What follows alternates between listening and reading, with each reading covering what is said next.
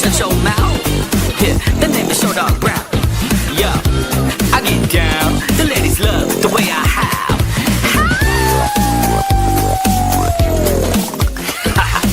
Just fooling around, guys. What? Was I too loud? Look, I'm a magical rap battle assassin, everlasting. Ain't no need for a caption. Me and my team, we so heroic. There's no opponent that can take us down. Good evening and welcome to another episode of the Superfan Addicts podcast. I'm your host, Ray Showdog Prisby, and boy, do we have a show for y'all tonight. So let's get started by introducing the starting lineup. She's got the voice that can melt hearts, lyrics that hit harder than a Jim Brown stiff arm, and Brown's gear in every shade of orange. It's about a laundry thing. Singer, songwriter, and certified middle child, which means she's always fighting for attention, and she has our attention tonight. Whether she's hitting high notes or high-fiving. I can't hear you. Okay, I'm already on program. Kanisha brings soul, style, and straight dog pound energy. Make some noise for the one and only middle child herself, Kanisha! Ladies and gentlemen, brace yourself, because entering the dog pound with a clipboard in one hand and a brown foam finger in the other is Tim Firstborn Waller.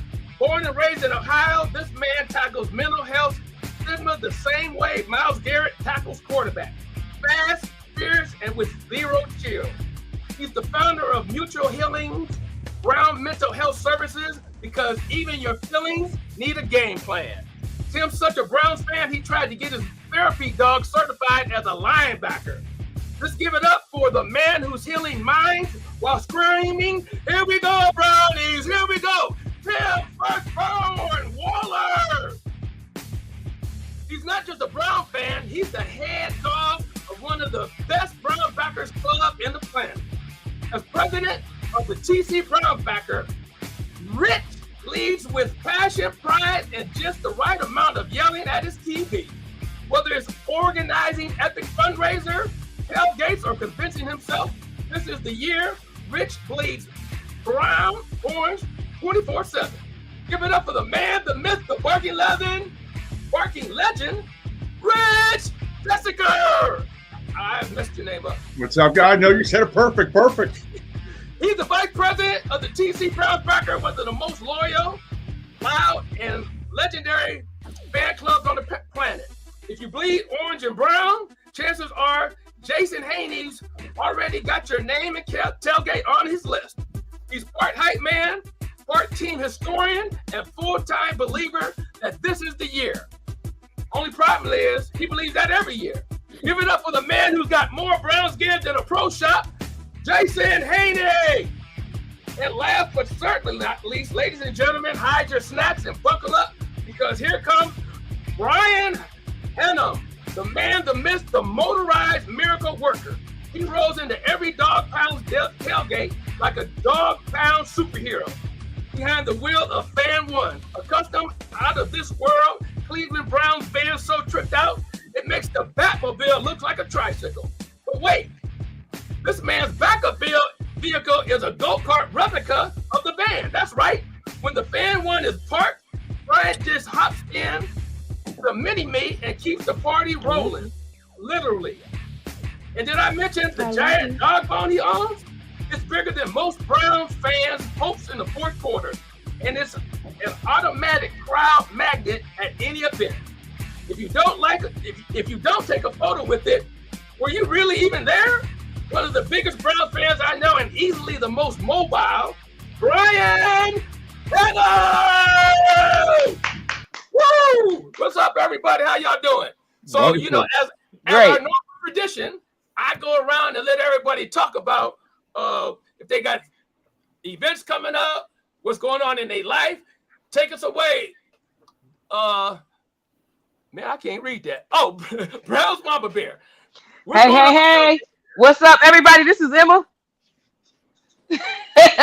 She watches the games with me every Sunday. She try to assess what my emotions gonna be. I know that we talked about, some mental health things. We're gonna get into some of that today. I feel like I definitely support, us addressing some of the mental health issues with some of our players, especially with some of the trouble that a lot of these guys get into. So I'm supporting that this season. I'm supporting, addressing some of the mental health issues that we need to handle with our players. I just want to get in their face. I want to cook them a meal. I'm in my apron today, you guys, coming from my kitchen, barking, woo, woo, woo, woo, woo, woo. Okay. Tim, what's up, firstborn? What you got going How's it on with you? going? Nothing. Just looking forward to getting the school year started, going into the high schools and elementary schools to work with our youth and helping them process their emotions.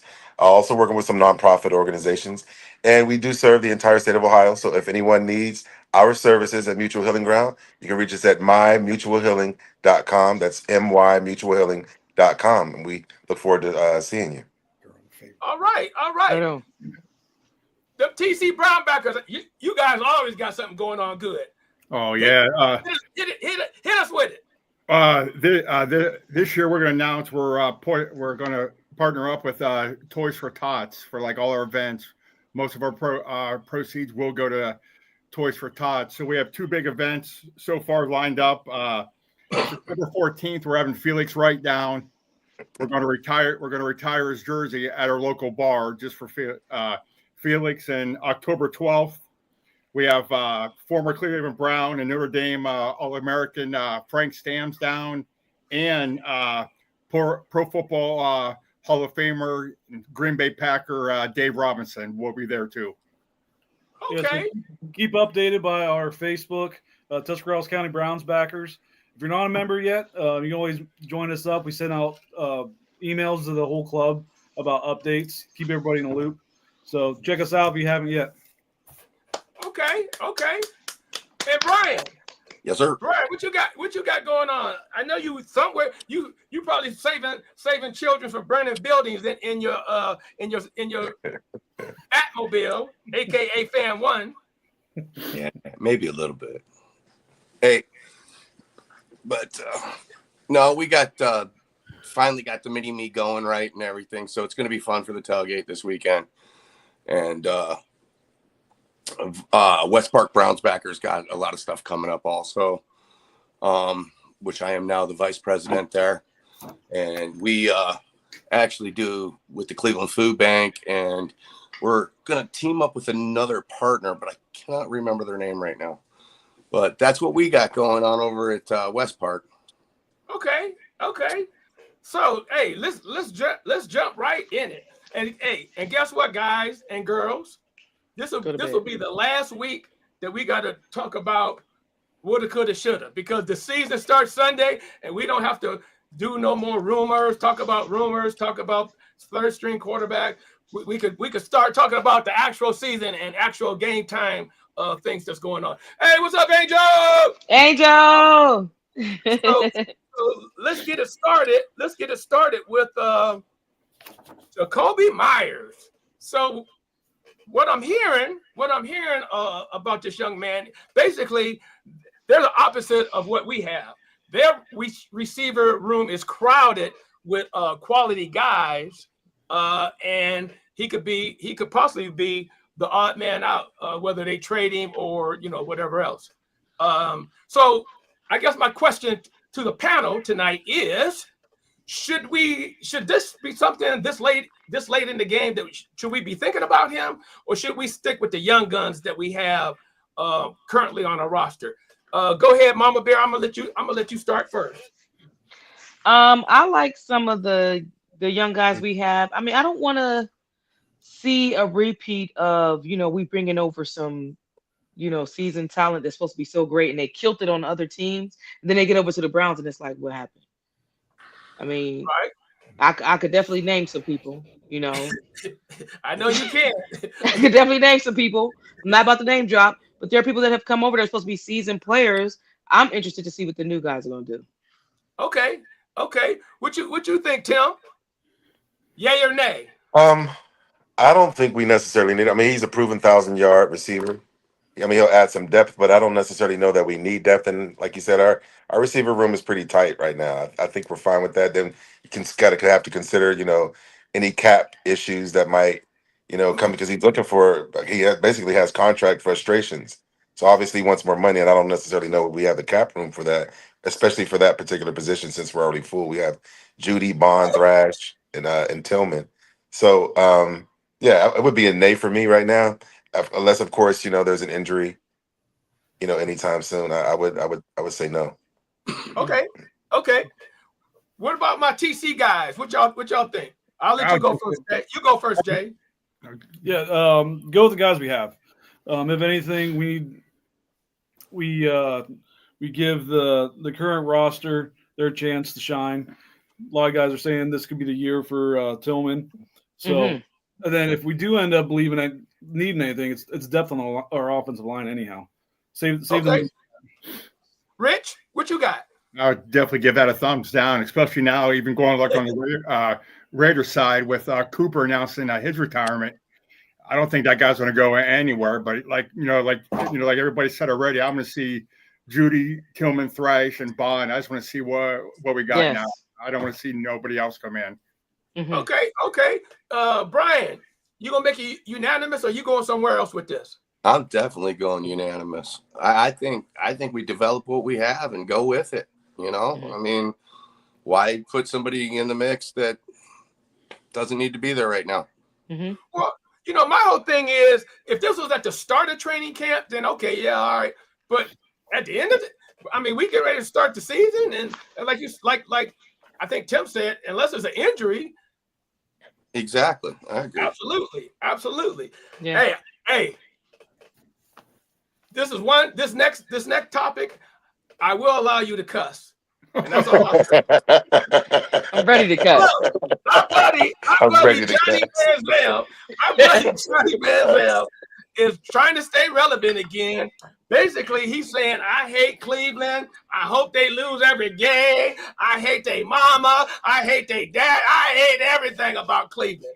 So, I mean, I guess the question is little Johnny tripping, or am I tripping? We're going to start at the bottom this time. Brian, I'm going to let you go first. Is little Johnny tripping, or am I tripping? Because I ain't sure. Little Johnny's tripping. I mean, did you guys hear Rizzo today? Oh, good Lord. Oh, he did. He blasted him. Yeah, so, I mean, Johnny is just, trying to stay relevant for clicks, trying to make himself a little dough. I don't know what he's doing, but he absolutely can't believe what he's saying. Right. Rich, what you got for me? I just think he's trying to get his name back out there. Like, I'm going to give you two names here. Deshaun Kaiser, Todd Philcox had more touchdowns here than Johnny Manziel did. So that's all you do. In the end zone. Come on. That's all you say about it. Jason, help your president out. 100% clickbait. He's trying to make some money, do some more partying. So Okay. You Swan. Tim, help me out, Tim. Please help me out. Johnny's just a bitter little buddy. We can't hold him. His whole career unraveling the way it did was all self-inflicted. All he did was party, never prepared. He was disrespectful. Pretty much his entire time in the league. And I know Cleveland, to me, historically has had problems developing quarterbacks. But Johnny Manziel, I think most of that was on him. And I'm in agreement with everyone else by saying that basically he's just doing it for clickbait. He's irrelevant, and he's just trying to find relevance any way he can. Bitter little buddy. Bitter little buddy. I got to remember that one. Bitter little buddy. Help your brother out on that. All right, guys. Let me try to say something positive. Okay. Johnny Manziel is consistent. He was childish then, and he's childish now. It's basically like, I'm gonna take my ball and go home. Like, am I gonna choose to either be mad at myself, or am I gonna choose to be mad at the Cleveland Browns for the way I behaved? And he's an example of why we need more fathers like Deion Sanders in the NFL, because you lack discipline.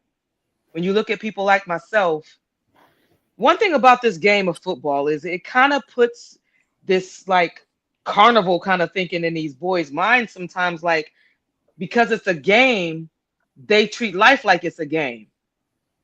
If you work in the field that I work in and you go into a place of business and you're switching from one entity to another, you're in the same business. I'm in banking, but you're going from one bank to another and you're interviewing with the next bank. You don't go to the next bank trash talking the previous bank. You're not going to get the job. So what Johnny's doing is basically just showing his character as consistent as it was back then. He didn't have somebody to give him the discipline and the couth. Not the couth. Not the couth. The couth. He lacks couth. He lacks couth. And that's one of those things that when I see people act out the way he's acting out as a parent, I'm like, who raised this kid?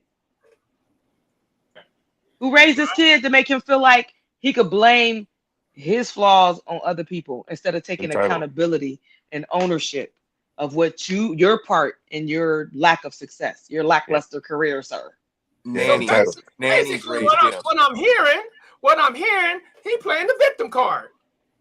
Yeah, very much. That's the card. That's the only card entitled people play. Guys, hold on. I got a phone call. Yeah. Right now? Okay, so all right, thank you. That was 1960, and they want that word back. That's a 19 couth. That's from the 60s. Couth. He likes couth. Hey, that's one of my mama's words. That's one of my mama's words. That's what I'm saying. It's one of your. Hey, none of y'all got no couth. Sit your asses down. For real, everything is not a game. Football is a game, but this life you live in is not a game. It's real. And he lost in the game of life, and now he wants to blame it on the Browns. Bye-bye. He's just a spoiled bitch.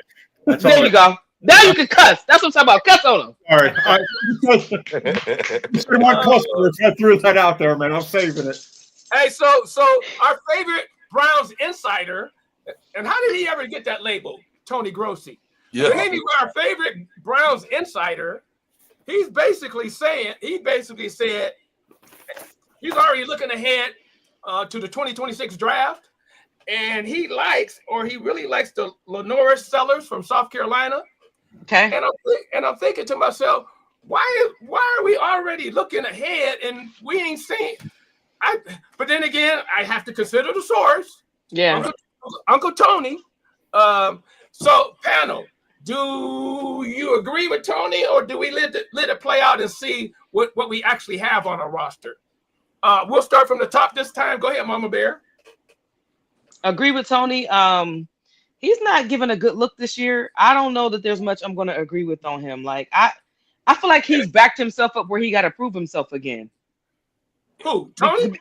Yeah, he's had his manhood checked. Yeah.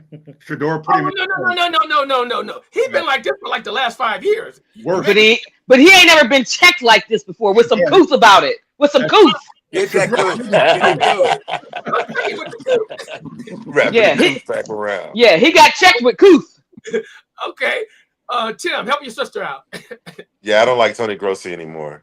Yeah. I used to like him. I know that year we went up for the uniform reveal as we had an opportunity to see him there. And he seemed pretty cool, but it's like he has some type of vendetta or something against Shador.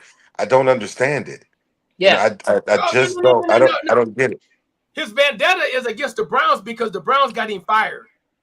Yes. He's been the same since the Browns got him fired. Yes. So he hate all of us. Yeah, exactly. Good. Well, then why do they let him around? The feeling's Why mutual. is he around? Get rid of him. Well, no, he's I don't understand. Huh? That's the problem. He's independent. He's independent now. They don't have to allow him on the grounds. Well, you're right. But He's despicable. Just get rid of him. I guess they still letting Rich, what you got? What you got? Got anything good to say about Uncle Tony? Absolutely not. I mean, come on. I mean, we haven't taken one snap of the season yet. Then he's already looking to 26. Yeah. Right. I mean, to me, like I said, I still think Shador's the man. Period. I think by the end of the year, Shador is going to be the man. Then you look forward to like the 26. You look for like a tough defensive back. You look for an offensive lineman. You don't need no more quarterbacks yet. We've had 42 quarterbacks since we can't come back. We don't need any more for a while. That part. I'm so tired of hearing about quarterbacks in Cleveland. Like it's every year. Every year. Let's just take what we have. Shador's. I love Shador. I'm loving Flacco as a veteran. Let's see if you guys turn out and use our draft picks for younger linemen. Our offensive line's one of the oldest ones. They're all in black. Yeah. So if you're gonna let the quarterback ain't gonna do anything if you let that pocket collapse on them. Right. Boom. Okay. Well, I know Brian's a grocery lover. So Brian, what you gotta say about Uncle Tony? Same thing Baker said. Screw you, Tony. Period. So, anyways, Tony, I think he's he kind of like Johnny Manziel, guys, reaching for them clickies. Yep. Mm-hmm. Yep. You know, and for them to be talking about any other quarterbacks or scouting down in Ohio State or anything, just to touch on that, I don't think it's necessary, man. You got two guys you need to develop right now and not get in their heads. You know, just let them develop and see what you got before you start putting doubt in their heads that you're looking at somebody else. Amen. Right. And like the biggest thing is the contract that Shador has, you're paying him next to nothing. Develop me. Right. Exactly. He's on a very manageable. Actually, both of them are third-round pick. Both of them are. He's breaking the paint.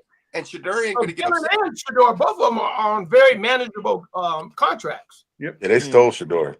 That was robbery. Yeah.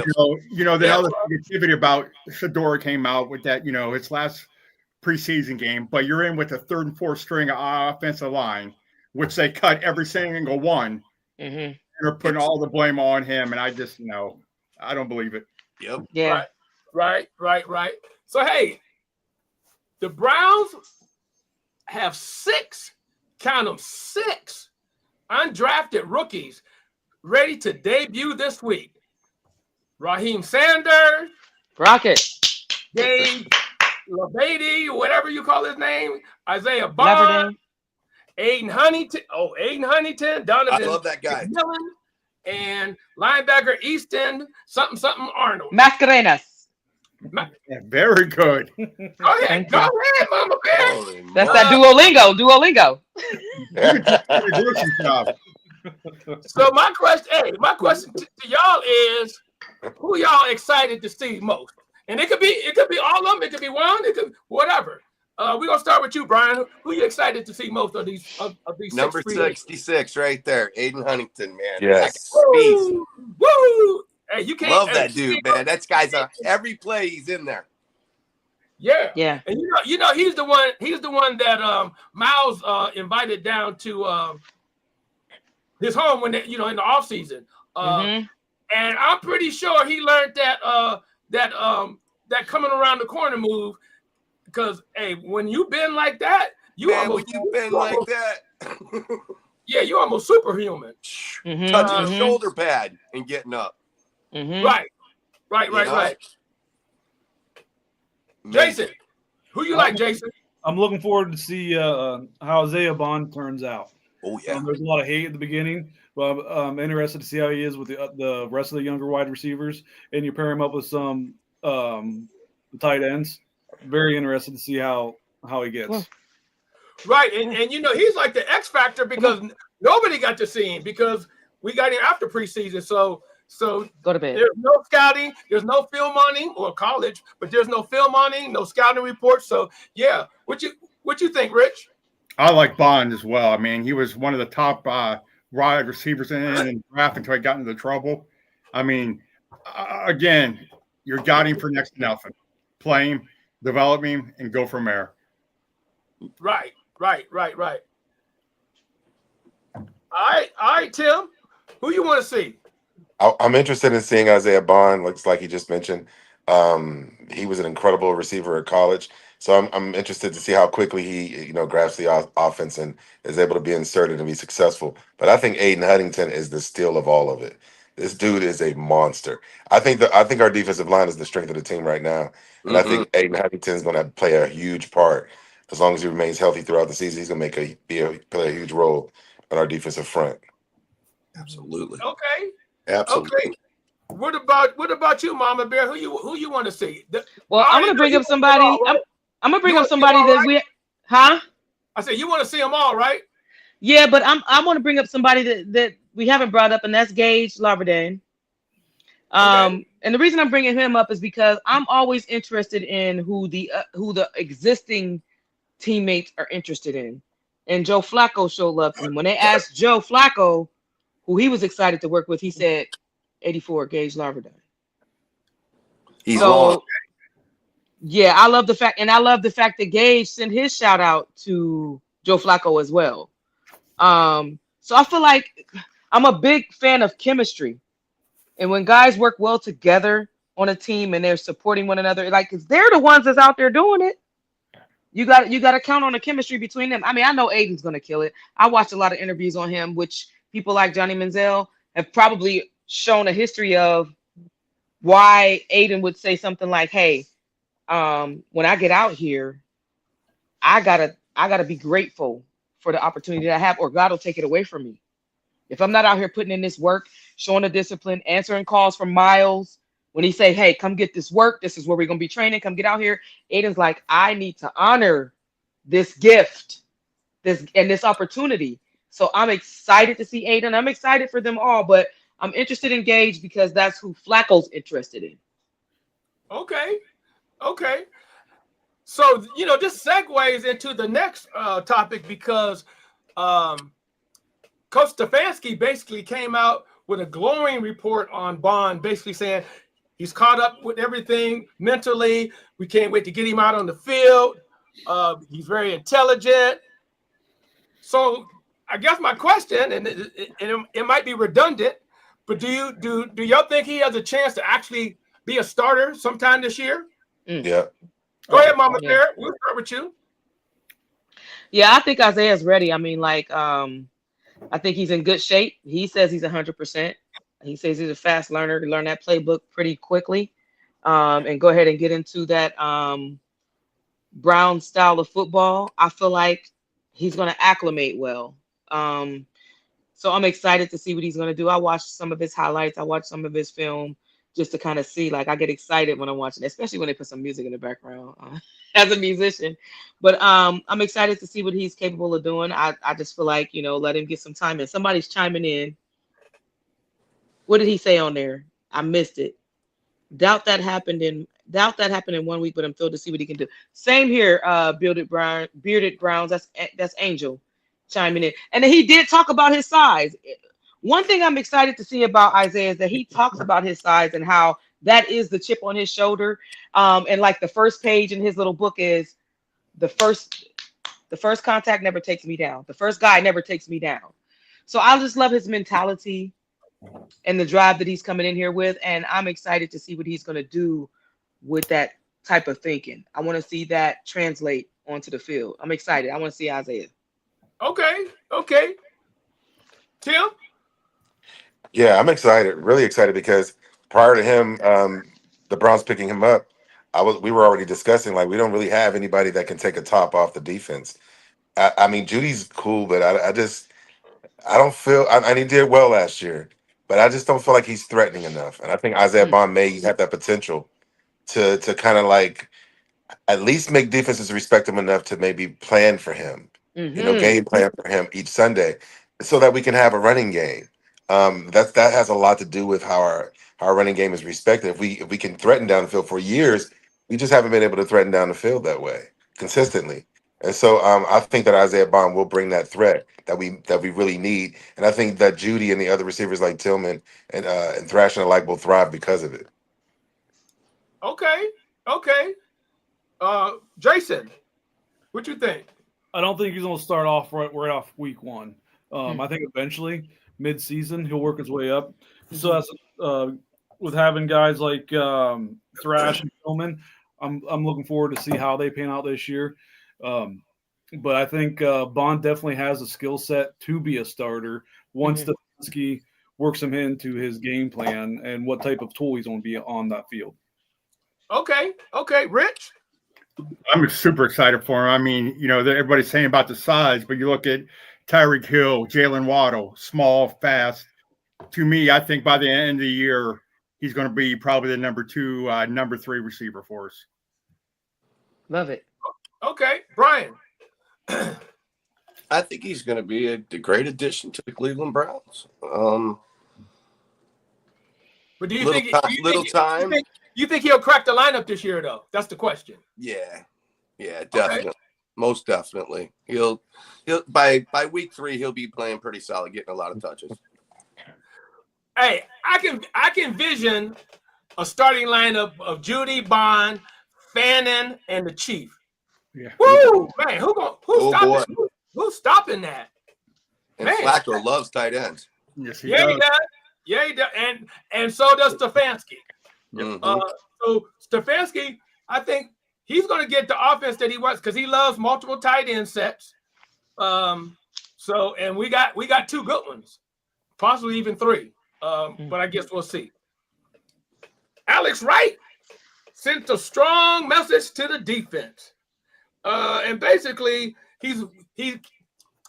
I don't know if he did this in the locker room or it was just in an interview, but basically, in a nutshell, he said we have to hold each other accountable, and so I guess my question is, one, I like the fact that somebody is showing leadership because, and we talked about it before. Some people lead by example, and some people are just natural vocal leaders. So, one, I guess this is a 2-part question.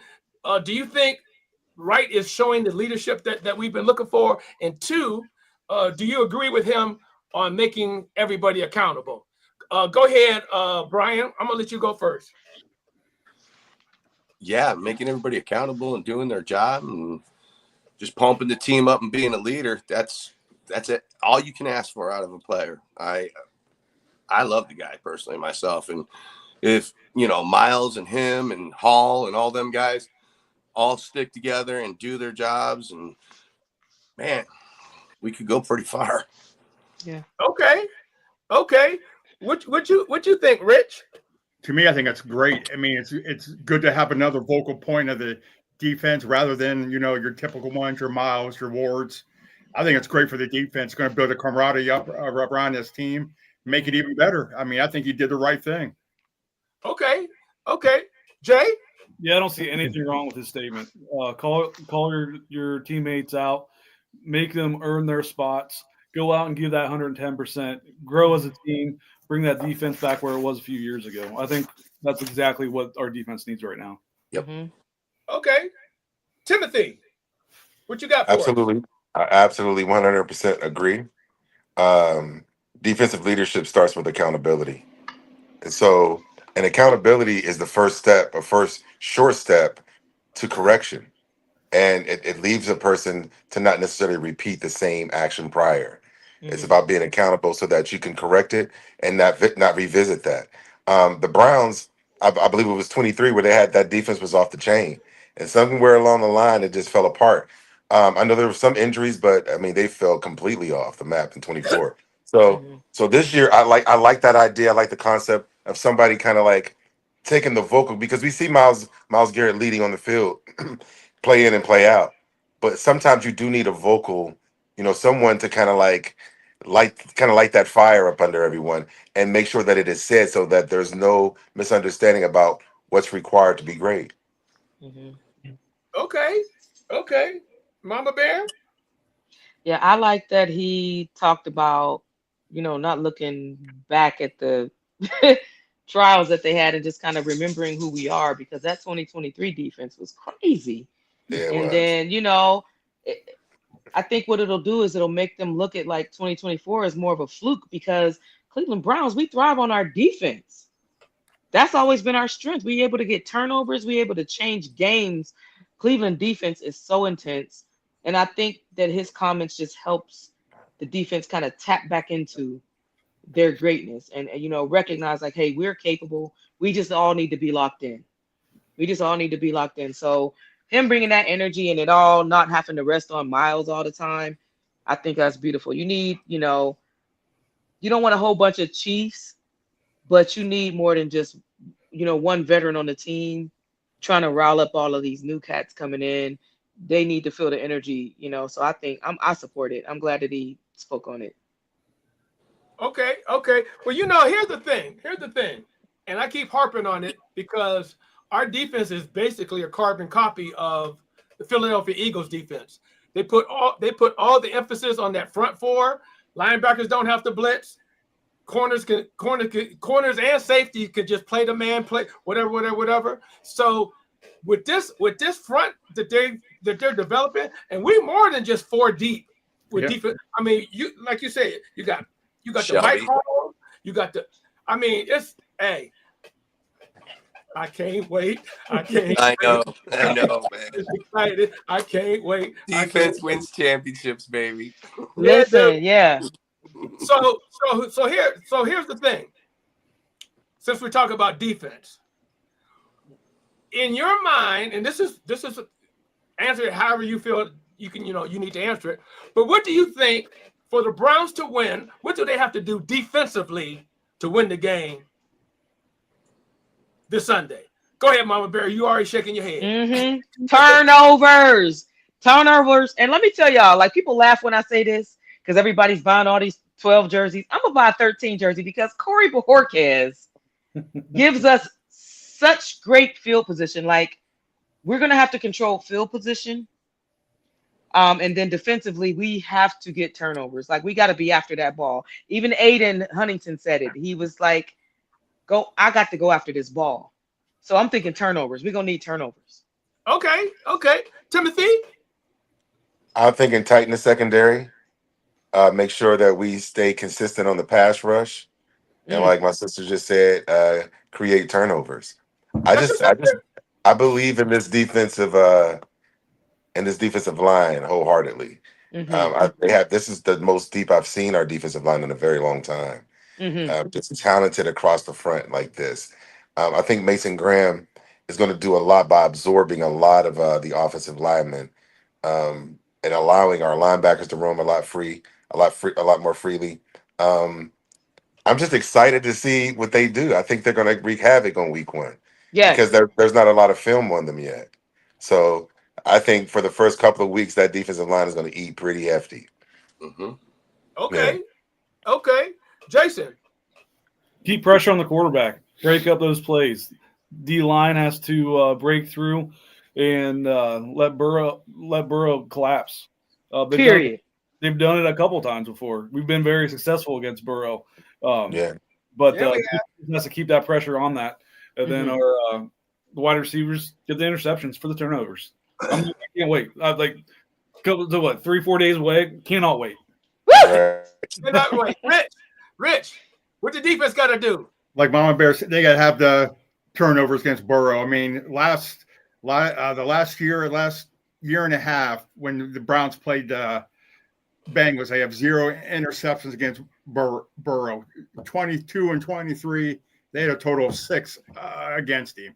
They got to have the defense step up, get the turnovers, like she said. They will have a victory easily. Yeah. Victory. Okay, Brian. I definitely agree with everybody. I think turnovers is the biggest thing. Keep that pressure on Burrow. Make sure you keep spying on that guy. Mm-hmm.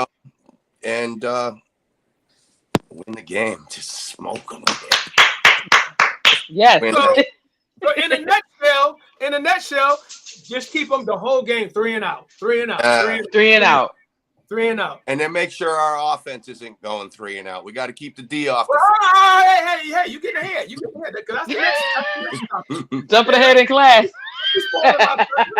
Sorry.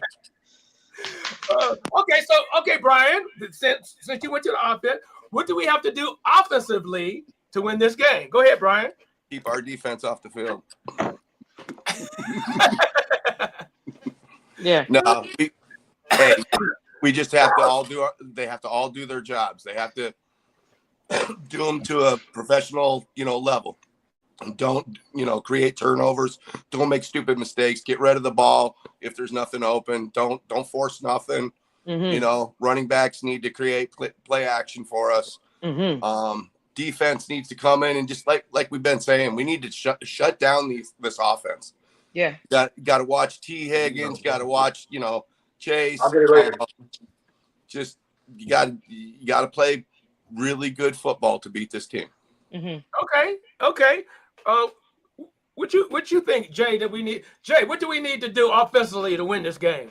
Linemen have to protect the quarterback. We just saw in that preseason game home opener what happens whenever we don't give our QB less than a second to throw the ball, collapse the pocket. They got to stay on their guy, swing their tails around, hold them. We got a lot. Flacco's pretty good. He's pretty good on his feet, but you bring in our rookie quarterbacks, they need more time. So I believe it's all on the linemen to protect their guy. Yes. Okay, Rich. I'm going to tell you, I had a nice conversation with Stump Mitchell on Tuesday, and I'm going to tell you what he told me. The key for the Browns offense this week 1 is going to be Jerome Ford. If you can get that run game going, it's going to open up the guys on the outside, and I think Jerome Ford is going to be the key part for Sunday. Okay. So Stump think Ford is a big key to. Well, yeah. I mean, anytime you got a play action offense, you got to have a good running game. So yeah, I agree. Exactly what I agree. Tim. Okay. I think we need steady quarterback play from Flacco. He needs to protect the ball. Understand that there are some rookies mixed in out there when they are lean on his veterans like Njoku and Jerry Jeudy. Have a balanced attack, and like they mentioned earlier, as far as the running game, we have to establish the running game early, and mean it. We have to do it, deliberately. And so, and in my mind, that's going to be the key to open up the passing game over the course of the game. Okay, Mama Bear. I'm going to support what Jay said. Definitely offensive line protection. We got to, we were not going to be able to see what these quarterbacks are even about if we don't have an O-line. And then play calling. We got to call some good plays, man. There are times when the Browns will they'll call some stuff that's kind of risky, but it'll be so worth it. And then other times they'll call these risky plays and it's like, no! So I'm thinking reverses in the red zone and stuff. There's going to have to be some good play calling and some good O-line protection. Okay, I think you stole my answer because I was just getting ready to say, if I see Stefanski in a 4th and 1 and he got the quarterback in shotgun, we're going to have a problem. We're going to have a problem. I'm going to be cussing. I'm going to be cussing. Am I going to be crying and barking? 3rd and 1 and you in the shotgun. Come on. In the red zone. In the red zone. Exactly. Bro, don't do it. It's the play calling. It drives me crazy. I think we all can agree. Stefanski, take the points. Take the points. Please take the points. Which might do. Just like that.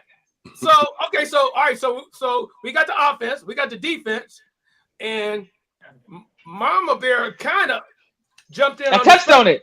Yeah. Ahead of time, but go ahead, Mama Bear. I'm gonna let you. Yeah. Special teams. Corey Bajorquez, man, sometimes he will kick that ball and he will get it right there on the 1 and then have it bounce out of bounds. And I'm like, oh my God, look at this field position. And when you look at what our guys do on defense, we can get a couple safeties out of any given game messing with Bajorquez. So I feel like if we could just manage field position, special teams, if we can manage field position, if we can maximize on the punts that Bajorquez is laying out for us. He's laying it out. We just have to maximize on it. We cannot set ourselves back when he sets us up that sweetly. We got to take advantage of that. He kind of reminds you of a young Ray Guy, don't he? Man. Remember how Ray Guy used to put them? He put them right on the 1. Corner. He would put it at the 1. It would hit the 1 and then go out of bounds. Period. And I'm like, Bajorquez, MVP. Let's go. All right, Tim. You agreeing with your sister, or y'all gonna have a fight? No, I totally agree with her. I'm just worried about who's going to kick these field goals and extra points. Oh, That's what I'm worried about. That's Charlie my Brown. concern. Charlie Brown. It's almost like, do we go for two? You Yeah. know? And sometimes I'm wondering if Stefanski's not calling these fourth down plays because of it. Yeah. You know, because he doesn't trust Because he his knows we legs. don't have a kicker. Right. You know, that's my main concern out of all.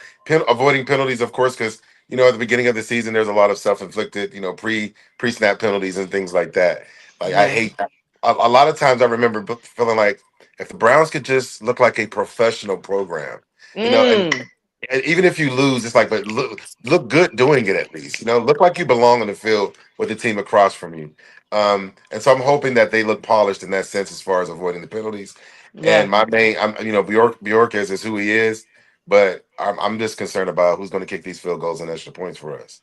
Dang. That's my main concern. Okay. Yeah. Okay. Hey, and that's a legitimate concern as well. That's valid. Rich. I just hope it doesn't come down to kicking. I mean, really, like Angel said, and I've seen his quote go by. Field goals won't win this game. We got to score touchdowns. Yeah. We have to score a touchdown. Then one thing I'd like to see is maybe have a special team touchdown. I mean, I can't remember the last time we returned a punt for a touchdown. Right. Man. Cribs. Since Josh Cribbs, yeah. Metcalf. Yeah, Metcalf. Jay? Yeah. We got to do better returning the ball on punts, too. We got to get away with this 5 yards for ball placement. We get better ball placement for our offense. That's going to help us immensely. And plus, Horkins is man. Like, love him to death. He's been like the go-to guy on the team for the last year and a half. Absolutely. So give him a little bit of a break. Still keep him solid. He's still going to keep on doing a great job, but let else has a little bit of fun too. There you go. Right. Brian? I'm doing Schmite Super Bowl winning kick. He's going to do it. Here's my thing. Is it me or isn't it normal when if you win the coin flip, don't you defer? Don't they normally defer? Why does Stefanski always take the ball? And sometimes you take the ball. High school, college, or pro, everybody defers so they can get the ball first in the second half. I mean, is it me? Am I being too hard on Stefanski? Because he always It's you. It's you. It's you, because sometimes you don't defer. It depends on who you're playing. Yep. And you watch their play. You watch film on that team. You're like, you know what? I'm about to just stuff it down their throat and put 7 up real quick and let's just get on ahead in this game. It depends on the team. Well, I don't know. I look at it like this. If I'm a strong defense, I'm always going to defer because now you're looking at field position off the bat. You kick it down there, you stop them on the 20-25, and now if you have a defense, you can get a 3 and out. You've already have the field position in your favor right there. That's true. Thank you, Tim. Thank you. Along with the ball in the second half. This is what Angel said. Angel said you need to score first and set the tone. Woo, woo, woo, woo, woo. Good job, Angel. You can score. Wait a minute. You can score first by deferring. Yeah. You shut them down with 3 and out, like I said, and then then you got the ball at the 40. Get the ball at your own 35, 40-yard line, and then you score a touchdown. It's like not only can you not score on us, we score on you with ease. That is setting a real tone, in my opinion. Yeah, I mean, I say about 85% of the time you defer. How about that? Is that fair? No, every time.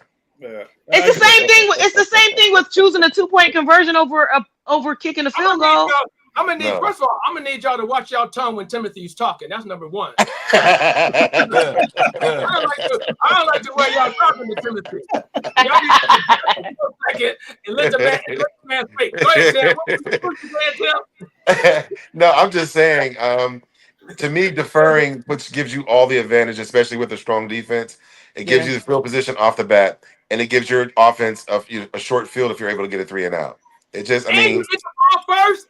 Yeah, and you get the ball first in the second half. Yeah, exactly. So, but hey, like you said, 85%, I'll take it. Yeah. Okay.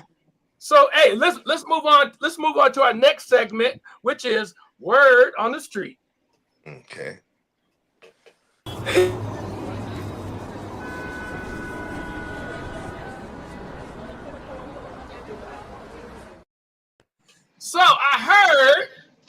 Amari Cooper has retired.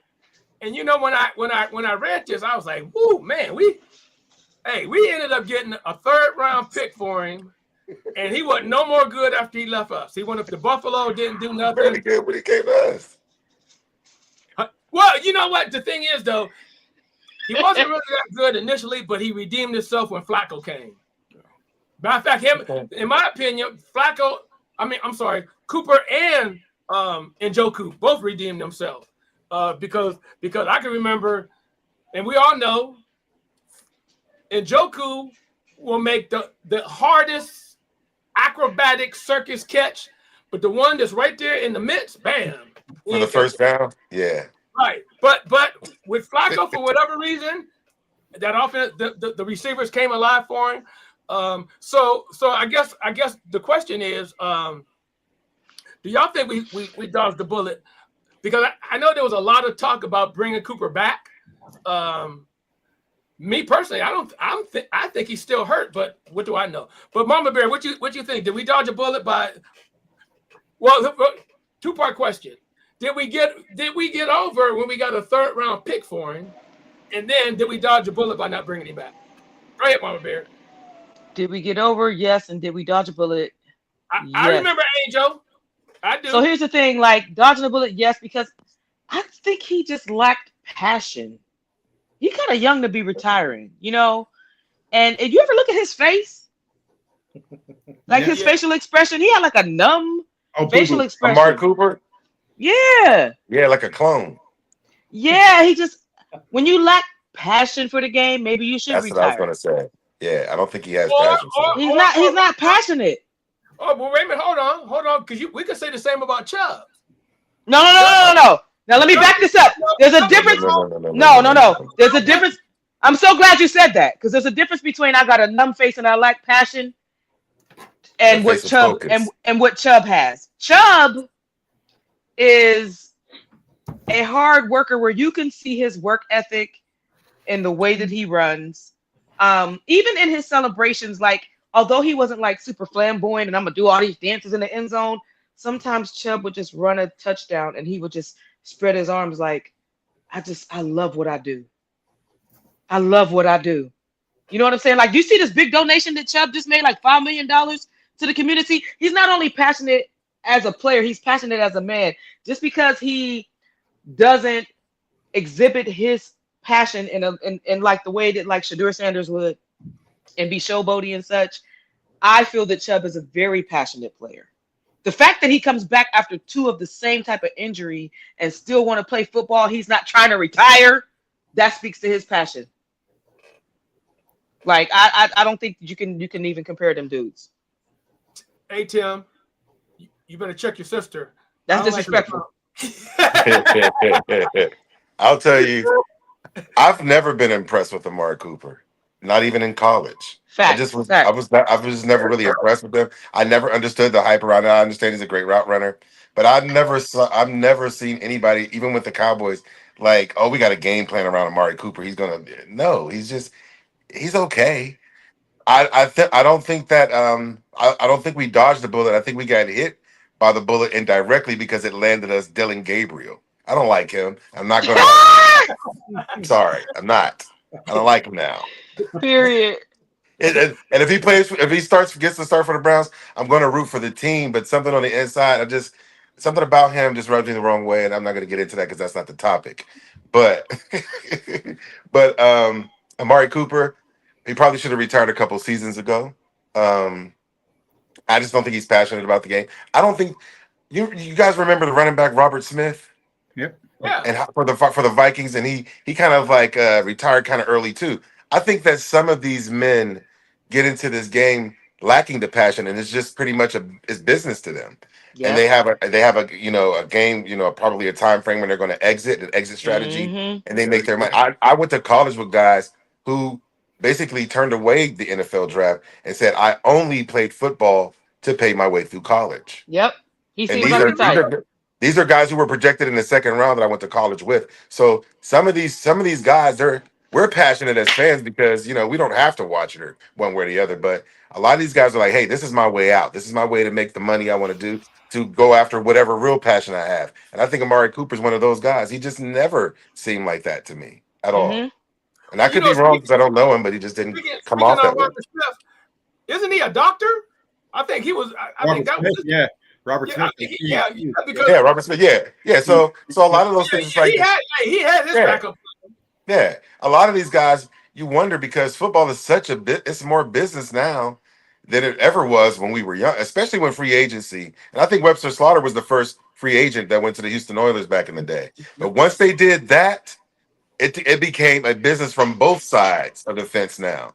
It used to just be NFL business and the players would just go wherever they had to go. But now that they have more control over their destiny and the kind of contracts and how they can force hands by requesting trades and things like that, it's a whole business now. And I think a lot of these guys see it that way. Yeah. He might be one of them. Okay, Rich, Amari Cooper. Like I said, he retired. Like I said, even the time he was here with the Browns, even the time he had 254 yards receiving, like everybody said, like zero motion. Yeah. It's like he didn't care. He was just there to collect a paycheck. Yep. I mean, like I said, we were at, I'm going to give a brief story about him. We were at training camp a couple years ago.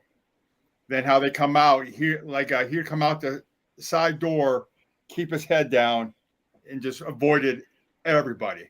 I don't think he wanted to be in Cleveland. Then once he went to Buffalo, I didn't think he wanted to be in Buffalo. Went back to the Raiders. I think he was just done. Like I said, we got Dylan Gabriel for him. We only traded a 5th round for him. So it's a win-win. Bye. Yeah. No, Bye. not gonna lie. Whenever we picked up Flacco again, part of me wanted Amari back just to see that spark that he had in 2023, that playoff run. I think we dodged a bullet on this one. Like everybody's been saying, I agree 100%. He lacked the passion. He didn't show it on the field. He had the best runner, but he had a couple big drops too. But a little part of me, I wanted to see that 2023 run again. So yeah. Okay, Brian. Well, if Pete Carroll puts you on the practice squad, you're probably done. Just saying. Yeah, put him out to He pasture. dodged a bullet. He got hurt worse in Buffalo than everybody knows. He can't move like he did. We dodged a bullet. Yep. Yeah. So wait, hold on. I didn't know that they had put him on the practice squad. Pete Carroll did. Yeah, he put him on the practice. Wow. Yeah. I'm sure that was a hit to the ego. Well, he retired. He retired immediately. Wow. Yeah, I did not know that. Yep. So hey, our buddy Myles Garrett missed practice. He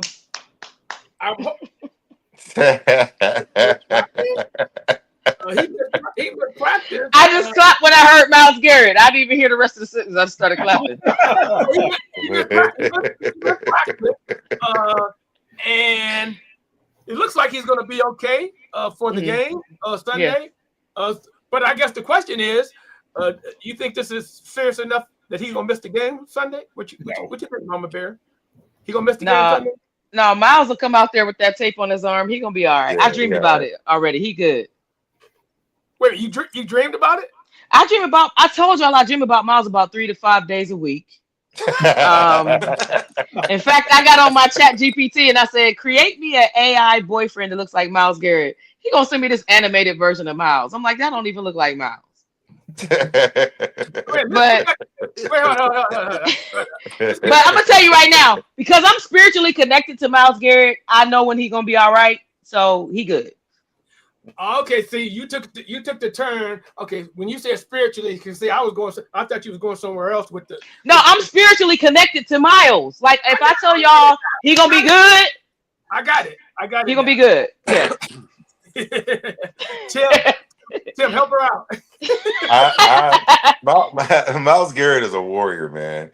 He'll play with one arm. I just don't see him, especially the season opener. And I don't know if I saw some stats earlier, and I can't remember them off the top of my head. But Myles eats healthy against the Bengals. He does. Yeah. He has an incredible amount of sacks. I think he has like something like 13 sacks over 12 games or something like that. Mhm. It's crazy what he does to them. Mhm. So I don't see him passing up an opportunity to pad his already, incredible collection of stats that he already has. Yeah. Yeah, Three and I a don't half see him missing. sacks. 3.5 Okay. sacks. That's what he gonna get. Yeah, and maybe a fumble recovery, a forced fumble at least. Boom. AJ, is he missing the game, Jay? Nah, he's gonna be there. We all know he's gonna be there. He loves playing Cincinnati. He loves Yeah. beating up on them. It's like injured or not, even being injured or whatever, how severe the injury, he's gonna be there. He's gonna be on that line, Yep. making sacks, breaking up plays. Yeah. Okay. Rich? Oh, he's playing, and just to touch base with Tim said, I believe in like 12 games against Bengals. He got 13 sacks and 28 solo tackles. So he's gonna play. Yeah. He's gonna play. Oh my God. Y'all see Angel is coming. Okay, we're gonna have to get Angel. We're gonna have to get Angel back on the show. What did he say? He said he's spiritually connected to Tim. He said, "Oh my God, connected to Tim because that's the thing. He's back to back." Hey, we love you, Angel. Hey, Ray, Angel's still going with Kenny Pickett withdrawal, so you got to take it easy on him. I'll leave Angel alone on this. He made a pick. Love He you, stuck Angel. to it. Hey, you gotta respect the man who he stuck with it. And wait a minute, and we didn't make it easy at all for him to stick to it. So Angel, stick to your guns. Angel, yeah. All right, hey Brian, you got the last one. This is it. Okay. Is Miles playing or what? What we doing? What we doing with Miles? Miles is definitely playing. I think it's injury report smoke. I think he actually had a Serpentini commercial today. Yeah. Made a lot of money. He'll be fine. Boom. Boom. Hey, He'll be fine. I hear he's gonna do one of those commercials. I mean, one of those posters from what's it? What was the movie? Gladiator. Are you entertained? I can see Yes. the sword and that whole thing. That'd be Yeah. good. Yes. Hey, look, our hour is already up. All right, Angel. And we, Flacco. okay, all right, Angel. But hey, yeah, our hour is up. But you know what though? When you have a good cast on, the hour flies by. Yeah. So hey, love y'all, appreciate y'all, and as always, go Browns! Woo, woo, woo.